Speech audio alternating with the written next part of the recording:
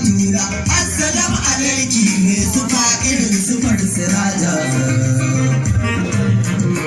Imamu Aliyu karramallahu gaban sirrin kadan isarka, sanar mun ko kaɗan na furta cikin tari na iliminka.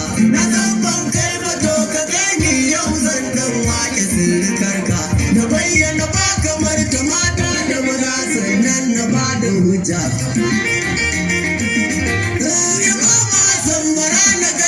Ka irin da wacce na yi a rauda, imam kafin na zo ka cewa safonka su zo su kai ni fada.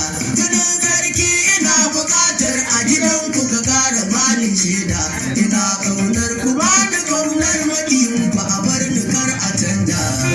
Islamu kai mawaƙa murati sai ya da Khadija. Sakin mai cikar kamala maula ya imam Husaini kofa, idan aka ce imam Husaini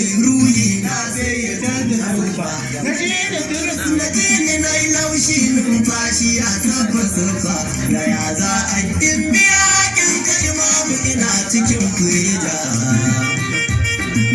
Daga nan an shafa fataha Zainabu al-Kubra mu je da biba, Halisa Alima Zahida Fadila mai cika da haiba, Radiya Wahida Muhaddama Azira daga daba ina kaunar ki Sayyida Zainabu duk madiyinki ya gudanja.